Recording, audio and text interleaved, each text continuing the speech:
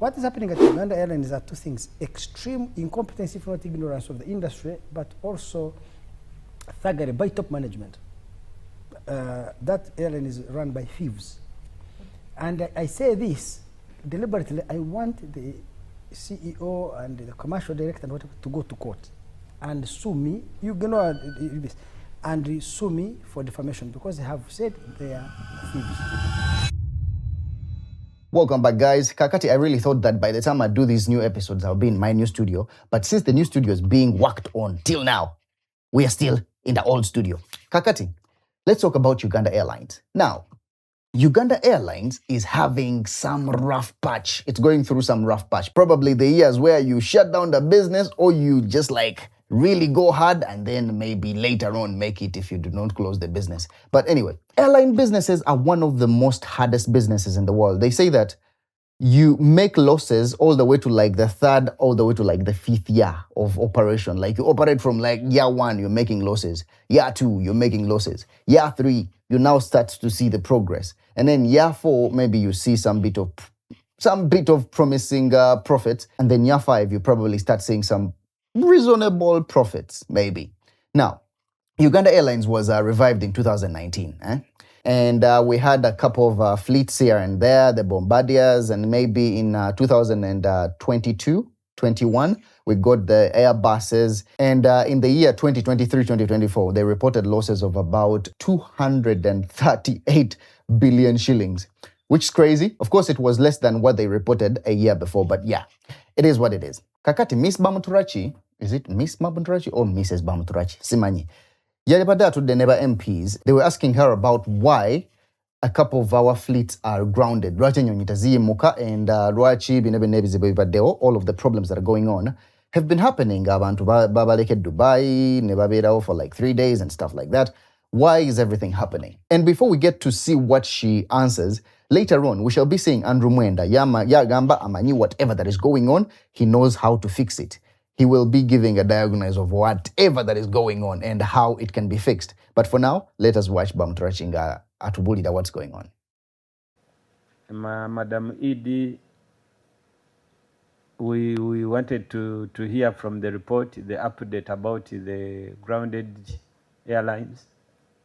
There are some of our planes that are grounded.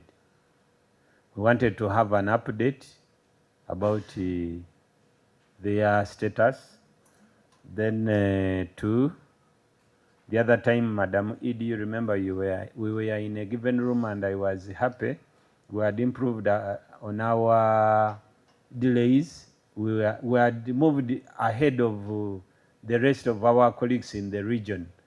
But of recent, again, we have gone back. We are in a world where we move 2 steps forward and move 3 behind. You move 5 and you move 6. So the delays again, Madam Edie, have increased. The other time they told us that there was a challenge of one plane.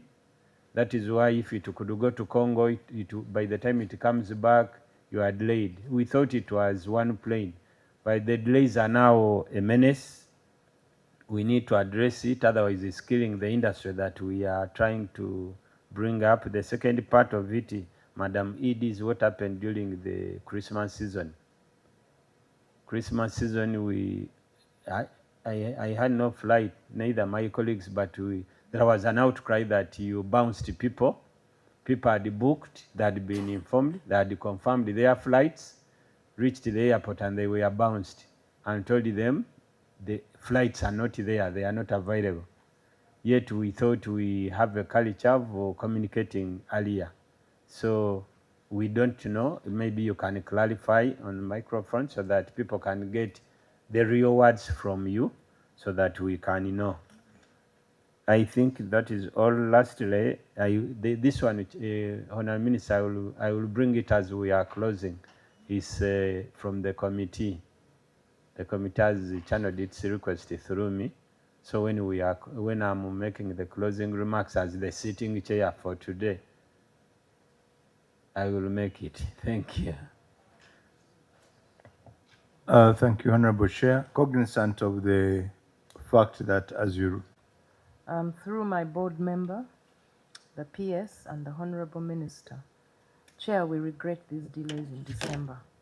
December was a terrible time for us at the airline and also for the country. Chair, you asked about our grounded aircraft.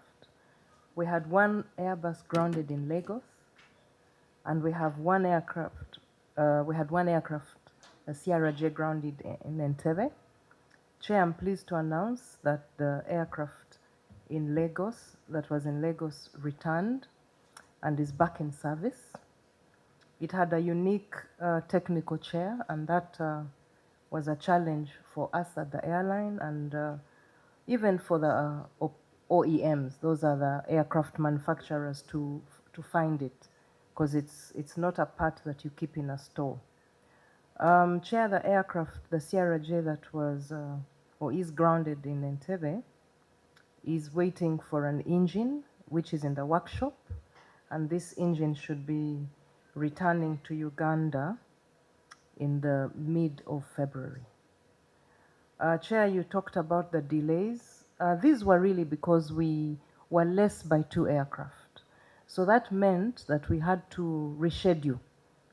It disrupted our timings, disrupted our passengers.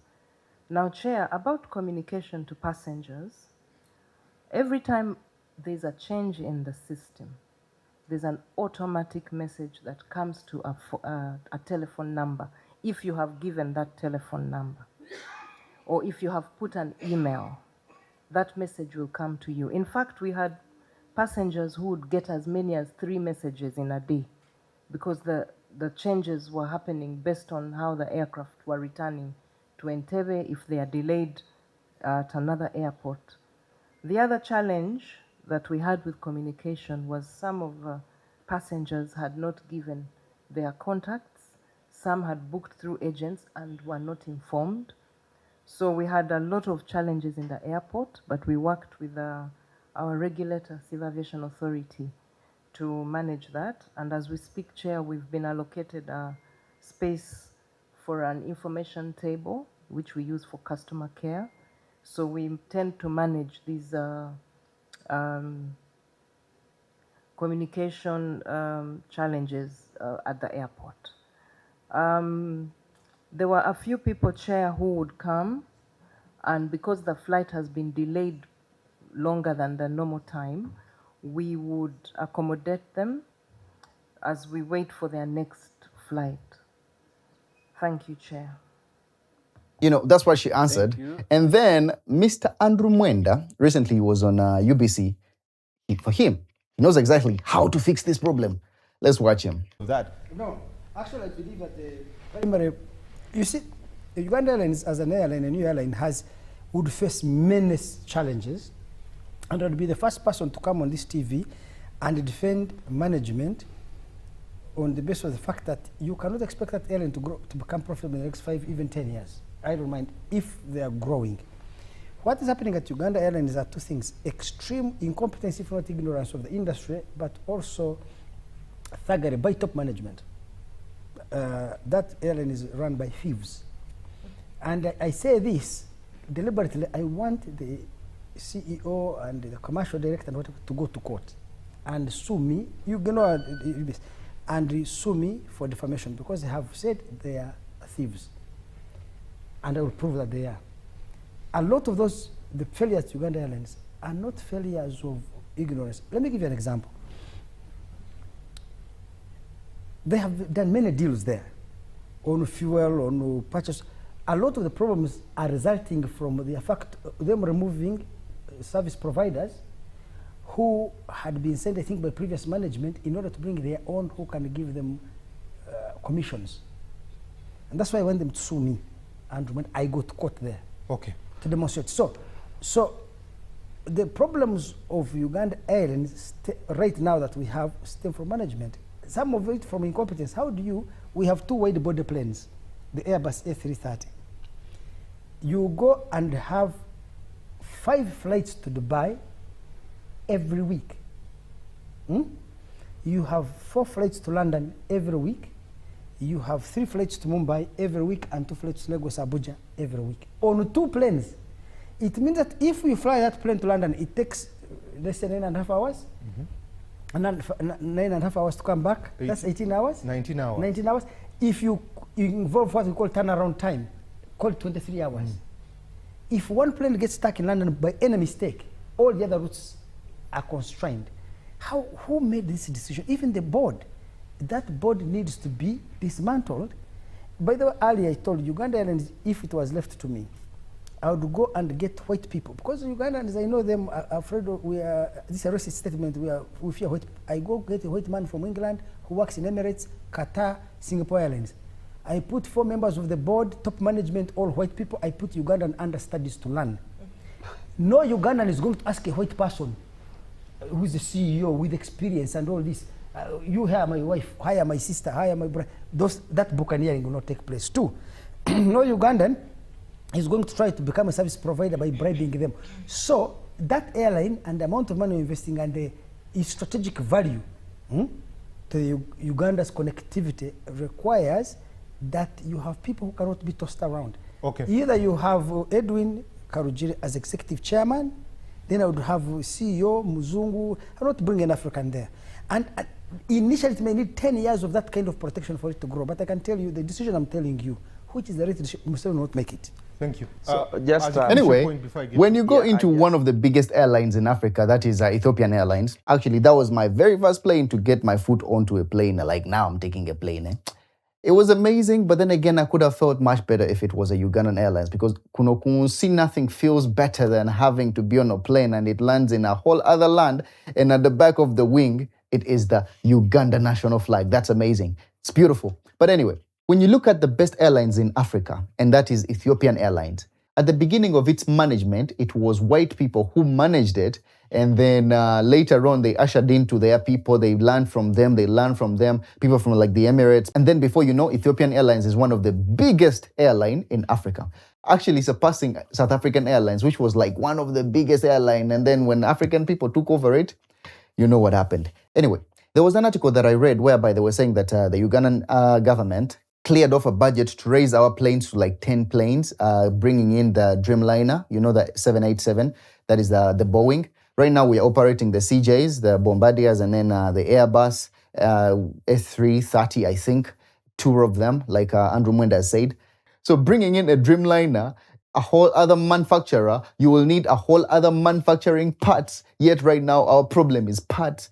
I think the problem is management, like Andrew Mwenda said. But anyway, I hope everything is fixed and our airline never really gets to the point where the international aviation gets to ban our fleet. And taking it back to you, the Ugandan who is watching and probably who is in love with our plane and stuff like that, do you think we can go the Andrew Mwenda route, fire everybody and bring in the Bazungu to run it? Or we can have the same board but probably inject in more money and more planes to be able to stay afloat and probably see that we make profits in the next coming 2 or 3 or 4 or 5 years. Thank you for watching. Please put your comments down below and see you in the next one. Peace.